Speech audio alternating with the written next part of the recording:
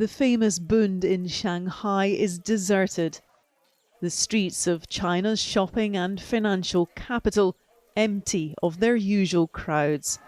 The only queues are for PCR tests. Millions are made to line up every day as the government forges on with its zero-COVID policy. A lockdown that was meant to last for 5 days now has no end in sight.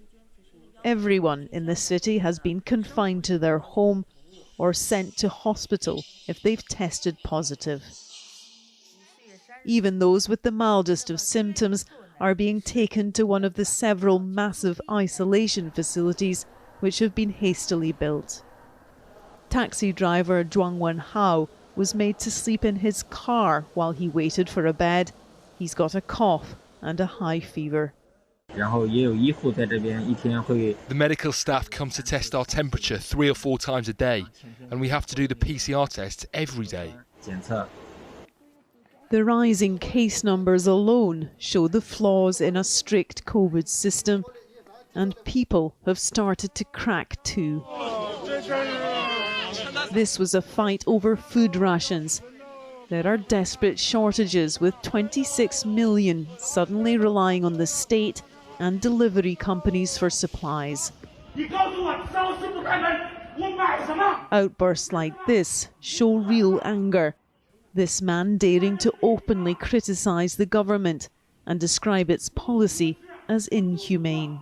It took similar protests from distraught mums and dads for the authorities to stop taking children away from their parents if they got the virus. In response to nighttime dissent coming from these flats, a drone was deployed with a message to pipe down and control the urge for freedom. The government has its plan, and it is sticking to it.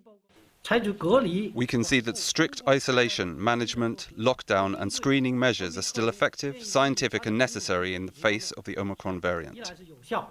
With medical teams being sent in from Wuhan, the signs don't look good. The rest of the world is opening up, while China is still shutting down. Debbie Edward, News at 10, Beijing.